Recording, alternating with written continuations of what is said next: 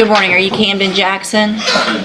And Mr. Jackson, in cause number 25 DCCR 0114, you're charged with engaging in organized criminal activity. Ms. Perazo has filed a motion to withdraw as your attorney. And so you have any opposition to me allowing her to withdraw? Answer out loud. Okay. So, Ms. Perazo, I will grant your motion. Mr. Jackson, do you have the funds to hire an attorney? She's not working on it. You're working on it? So here's what I'm going to do in the meantime because you're in custody. I'm going to go ahead and appoint an attorney. That way you have no lull in representation. Somebody will begin working on your case. If you get someone hired, then they can file the appropriate motions to step in, okay? But you will be appointed an attorney today. Now, before I send you back to the jail, I want to talk to you about this stack of incident reports that I have of how you're behaving in our jail. And I know that one of the things that you wanted Ms. Perazo to do and that she had filed on your behalf that we're not going to take up today is for me to reduce your bond. And I can assure you nothing's going to happen other than your bond being increased if you continue to act like the little hooligan that you're acting like in our jail. I can't even tell you how angry this makes me. How old are you? You turned 19. Just turned 19. Well, let me tell you something. It is time to grow up. Because you and the other little 18, 19, whatever y'all are doing in there, you're never going to get out of jail. You're going to end up in prison, and your life is just going to be just like this. And is that what you want? No. It's not, is it? Cussing at the correctional officers, laying in bed because you don't want to get up, staying up late because you know when you get to sleep late? When you're at home because you're not in jail for violating the law. That's when you get to sleep late. That's when you get to make your own decisions. You don't get to make those decisions right now. And I get a report every single time you're acting up. And you're going to keep coming in front of me with another lawyer, and it's the same thing. The DA knows about these, and if you think that's going to make them want to be nice and offer you some great deal on your case, it's not. All it's going to make everybody want to do is something worse to you. So starting today, if you think you want something good to come out of your case and you want some possible good treatment and to get out and to be able to live a life like the rest of us, start proving it starting today in jail.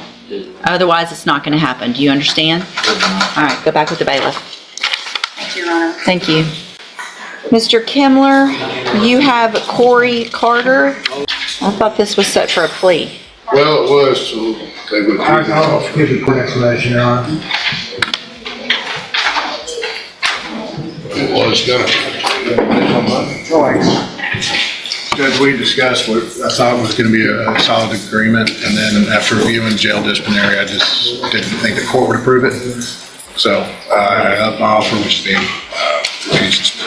Now, just to be clear, Your Honor, I had gotten Mr. Nichols to extend an offer of 4 years, which Mr. Carter was prepared to accept, and that's when I set it on the docket today to plea. I was contacted by Mr. Nichols yesterday and advised that he was withdrawing that offer based upon the jail write-ups, which I've been provided with, and that the offer was now 6 years and with a 7-year cap, and Mr. Carter previously refused 5 years, so I did another refusal.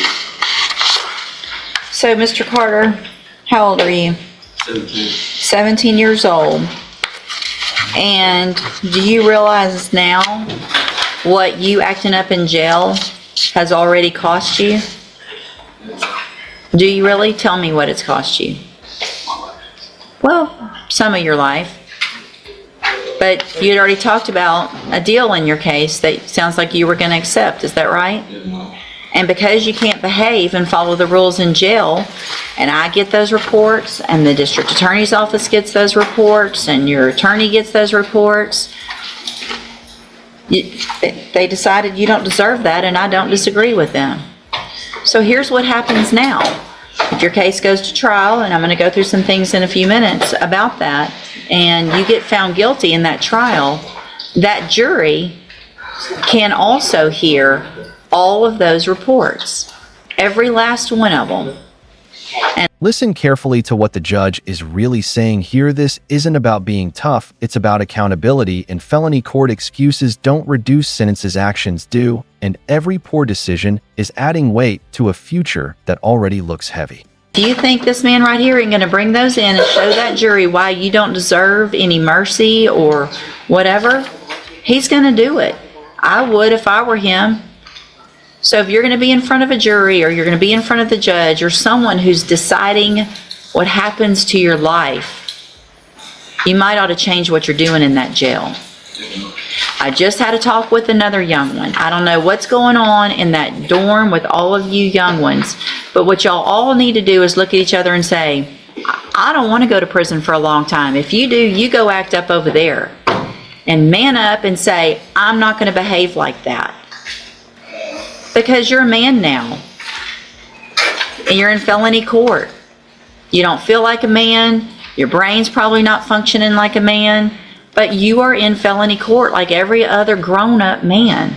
And if you make kid decisions and think that horseplaying and treating the people that are trying to work there the way you are is going to get you anywhere, it will. It's going to get you in there longer. Does that make sense? Mm-hmm. So what you're charged with is the third-degree felony offense of deadly conduct discharging a firearm from October 13th of 2024. And what that means... Judge, I'm sorry to interrupt again. Yes. He has a juvenile adjudication, which he is actually on parole for. Felony conviction. And that's a felony conviction. My understanding, and I need to file the proper notice, my understanding is that can be used to enhance him to getting probation from a jury. I need to make sure I vet that out through the family code. Okay. But my understanding is he's looking at a possible second-degree punishment range.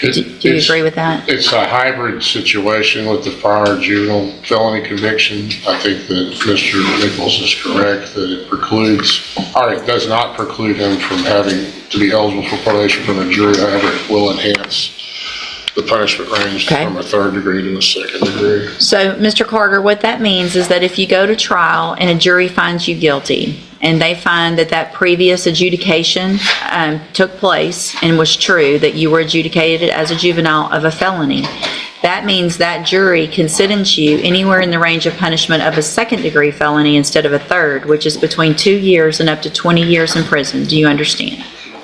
And I have... As the hearing ends, one lesson stands above everything else. Courtroom decisions aren't shaped only by the original charges. They're also influenced by personal responsibility.